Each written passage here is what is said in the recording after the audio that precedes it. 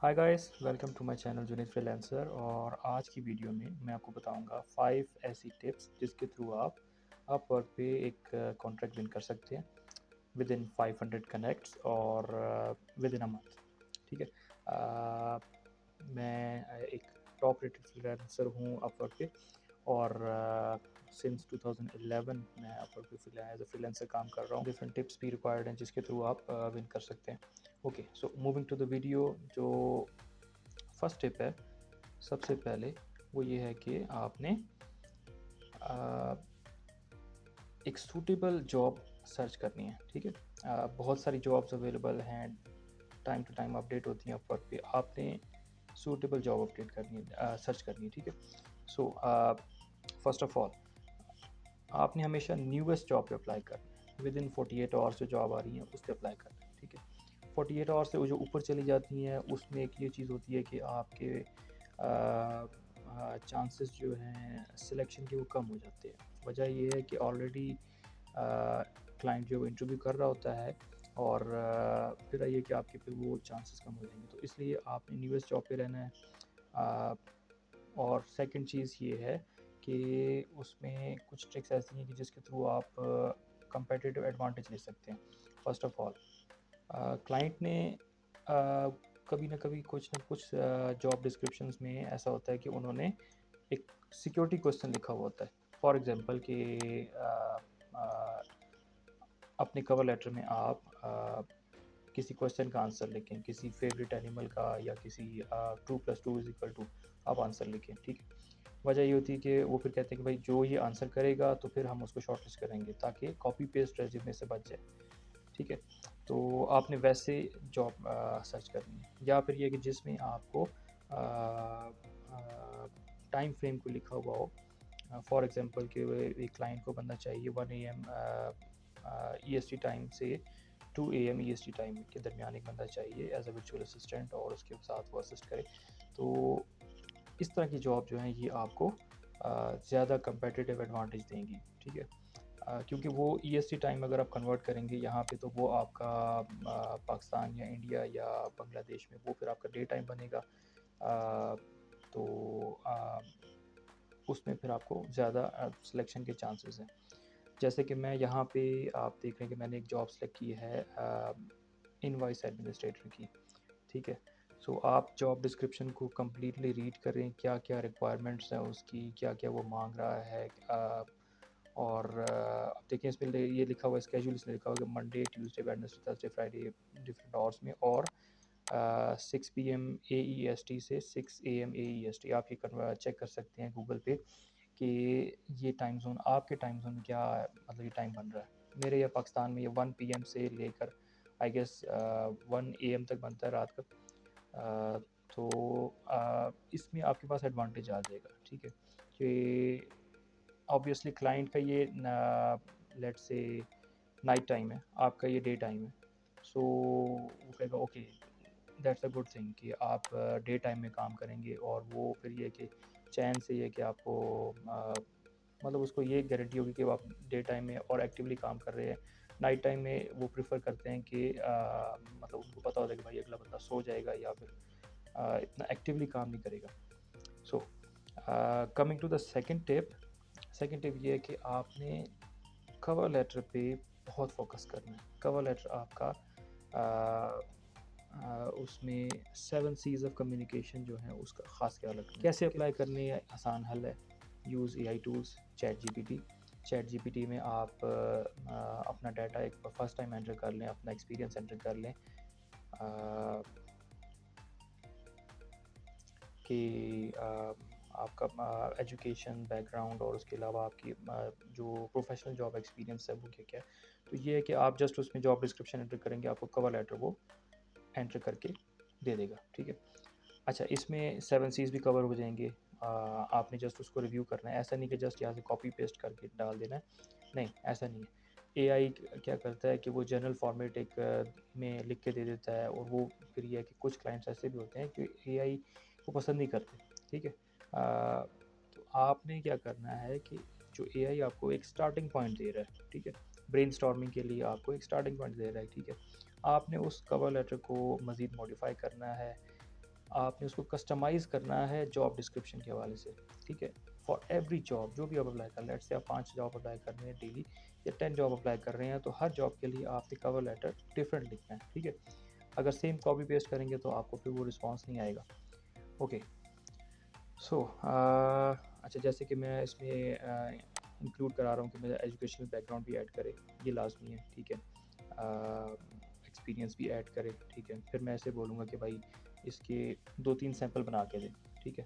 फिर उससे जो शॉर्ट लिस्ट जो मुझे अच्छा सैंपल लगेगा मैं फिर वो सिलेक्ट करूँगा। उसमें मज़ीद अगर चेक करूँगा कि उसमें और भी कोई रिक्वायरमेंट है तो मैं वो ऐड करूँगा, ठीक है? उसके बाद जाके मैं इसको अप्लाई का सबमिट करूँगा, ठीक है जी? तो जस्ट लाइक अगर आपके पास लेट्स से एक्सपीरियंस नहीं है रिमोट जॉब का, तो आप अपना प्रोफेशनल एक्सपीरियंस ऐड कर सकते हैं। अगर आप न्यू हैं तो आप इसमें पोर्टफोलियो आइटम्स ऐड कर सकते हैं, ठीक है? तो कुछ ना कुछ एडिशन लाज़मी करें, ठीक है? कि आपने एक्चुअली शो करना है क्लाइंट को कि आप इस काम के लिए सबसे ज़्यादा कंपैटिबल बंदे हैं, ठीक है? और और आप कॉन्फिडेंट हैं, ठीक है? और कॉन्फिडेंस लाज़मी है, ठीक है? आपने इसमें अपना जो है ना कि जो भी आप लिख रहे हैं, ऐसा नहीं है कि आप बहुत ज़्यादा लिखते हैं, ऐसा नहीं है कि आप जो है ना इसमें जो आपको आता है, जो आप कर सकते हैं, सिर्फ़ वो ऐड करें, ठीक है? ये ना हो कि आप फँस जाएँ। क्योंकि ऑब्वियसली इंटरव्यू भी होते हैं, ज़ूम पे मीटिंग होती हैं, फिर लाइव कन्वर्सेशन में आप फँस सकते हैं। या फिर ये है कि लेट्स से आपको कॉन्ट्रैक्ट मिल भी जाए, बाद में आप जाके फँस सकते हैं। तो जो आपको आता है, जिसके बारे में आप कॉन्फिडेंट हैं, वो ऐड करें, ठीक है? और ओके, सो अब ये मुझे प्रपोज़ल लिख के दे रहा है, ठीक है? इसमें ये जनरल फॉर्मेट में लिखेगा, मैं इसको फिर बोलूँगा कि भाई अ, मुझे 3 सैंपल इसमें बना कंसाइज़्ड जो है ना, ज़्यादा बड़ा रेज़्यूमे कवर लेटर भी ना हो, ज़्यादा छोटा भी ना हो, मैक्सिमम 2 टू 3 पैराग्राफ्स के अंदर आपका जो कवर लेटर वो इनफ होता है, ठीक है? और कवर लेटर पे सबसे ज़्यादा फ़ोकस आपका होना चाहिए, ठीक है? और क्योंकि ये एक सबसे जो है ना मतलब कि स्टार्टिंग पॉइंट है जो है ना, जो कि आपको जॉब विन करने में हेल्प करेगा, ठीक है जी? सो अच्छा, अब ये ज़रूरी नहीं है कि चैट जीपीटी आपको कंप्लीट सारी डिटेल्स उसमें ऐड कर दे, ऐसा नहीं हो सकता। मे बी जो है ना कुछ आपकी उसमें एडिशन करनी पड़े। सो वो आपने थारोली रीड करना है और उसके बाद उसमें वो एडिशन करके उसके बाद आपने का अप्लाई करना है, उसमें सबमिट करना है, ठीक है? नॉर्मली मेरी रूटीन ये है कि मैं कम से कम 3 से 4 मरतबा एक कवर लेटर को रीड करता हूँ, स्टार्ट से लेकर एंड तक, ठीक है? तो उसमें फिर ये होता है कि अ, जो भी रिक्वायरमेंट है वो पूरी हो जाती है। सो अच्छा, जिस तरह अभी इसने टाइम ज़ोन का मेंशन नहीं किया, तो मैं ऐसे बोलूँगा भाई टाइम ज़ोन का मेंशन भी करे, कि स्पेसिफाइड, क्योंकि देखिए क्लाइंट ने अपनी जॉब डिस्क्रिप्शन में कैटेगोरिकली डिस्क्राइब किया कि मुझे इस टाइम ज़ोन में इस डे पे असिस्टेंट की ज़रूरत है, ठीक है? तो और सेकेंडली लॉन्ग टर्म एक जो रिलेशन है, लॉन्ग टर्म के लिए जॉब जो है वो भी क्लाइंट प्रेफर करेगा और आपको भी चाहिए ऑब्वियसली। सो ये भी मेंशन करना ज़रूरी है। ओके, सो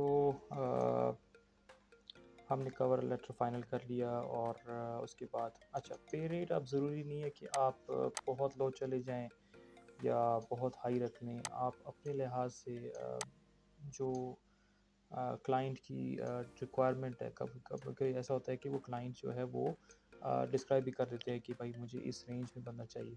आप उसमें एवरेज पे काम कर सकते हैं। एवरेज लेट्स से $5 to $10 अगर उसमें लिखा हुआ है तो आप $7 पर आवर पे कर सकते हैं अप्लाई, ऐसा कुछ मसला नहीं है, ठीक है? तो या फिर यह है कि आप अगर न्यूबीज़ हैं तो उसमें यह है कि आप लो पे रेट पे काम करें, ठीक है? और उसके बाद अच्छा, जब आप कवर लेटर इसमें पेस्ट कर लें, सबमिट करने से पहले एक बार फिर दोबारा इसको रीड करें कि इसमें मज़ीद कोई रिक्वायरमेंट ज़रूरी तो नहीं है, ठीक है? अब जिस तरह कि मैं इसमें टाइम ज़ोन का फिर दोबारा मेंशन करूँगा, एआई ने इसको मेंशन नहीं किया था, उसमें लिखा था स्पेसिफाइड ऑर्स, ठीक है? तो अब अगर ये ऐसे चला जाता तो फिर ये कि क्लाइंट उसको पता चल जाता कि भाई इसने कॉपी पेस्ट किया कहीं से, ठीक है। और ये चीज़ें सेट करने के बाद ओके, नेक्स्ट स्टेप जो है, थर्ड बड़ी टिप जो है वो ये है कि आप कनेक्ट्स को वाइजली यूज़ करें, ठीक है। कनेक्ट्स पहले तो नहीं होते थे, ठीक है, और एक दिन में हम 50-50 या 100 जॉब्स अप्लाई किए मैंने एक दिन के अंदर अंदर। और लेकिन ये कि आप कनेक्ट्स जो हैं वो लिमिटेड हैं। सो आपने क्या करना है कि बिड करना है, ठीक है।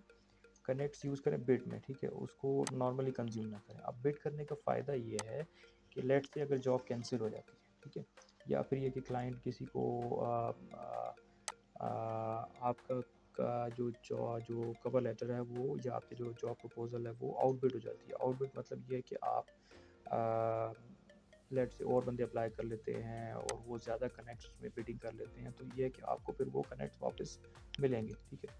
तो ये सबसे बड़ा एडवांटेज है। इसमें ये है कि आपको लेट्स से आपने जहाँ आपने 500 कनेक्ट्स में 30 जॉब्स अप्लाई की हैं, तो अगर आप बिडिंग करते हैं तो बिडिंग में ये ऐसा होता है कि जब आपके पास कनेक्ट्स रिटर्न हो रहे होते हैं तो उससे आप मज़ीद जॉब अप्लाई कर सकते हैं, ठीक है। जहाँ आप 30 अगर नॉर्मली अप्लाई कर रहे हैं या 25 कर रहे हैं, तो वहाँ पे आप 30 तक जा सकते हैं, 35 तक जा सकते हैं, तो ये 10 जॉब का आपका इंक्रीज़ आ गया, ठीक है।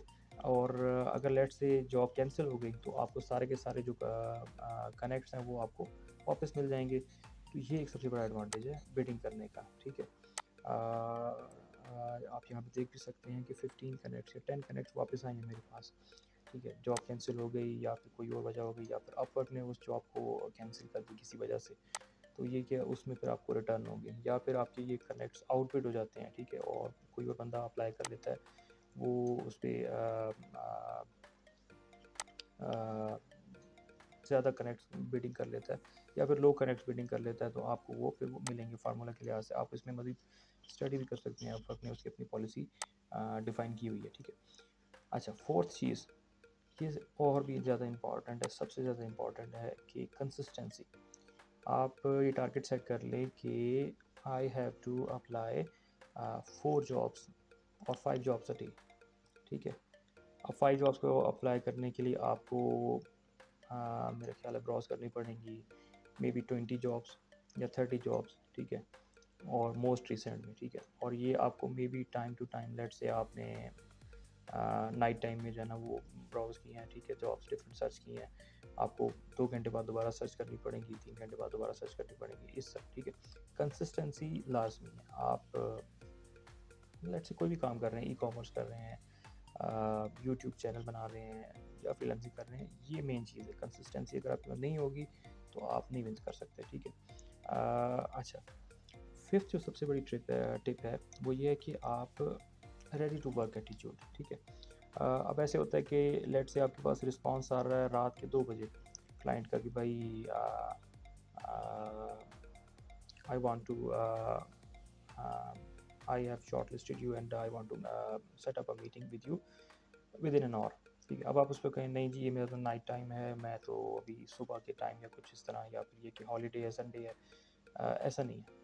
इसमें आपका ये एटीट्यूड होना चाहिए कि आप कहें कि भाई मैं अभी अब काम करने के लिए तैयार हूँ, ठीक।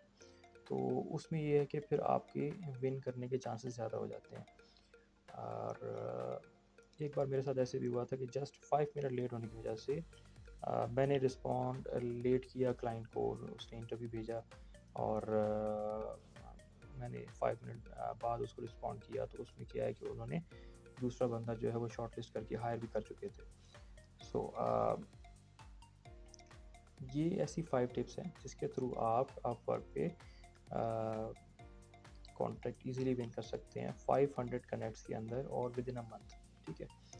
विद इन अ वीक, एक वीक से लेकर एक मंथ के अंदर अंदर आप कॉन्ट्रैक्ट विन कर सकते हैं। और डाटा एंट्री की फील्ड में या वर्चुअल असिस्टेंट की फील्ड में अगर आप स्पेसिफिक फील्ड की तरफ जाते हैं, डाटा साइंस और इनकी तरफ जाते हैं, तो उसमें फिर ये है कि आपका कंपटीशन जो है वो लो हो जाएगा, ठीक है। तो आप ज़्यादा अच्छा कॉन्ट्रैक्ट क्विकली गेन कर सकते हैं और ज़्यादा हाई बजट का भी कर सकते हैं, ठीक है।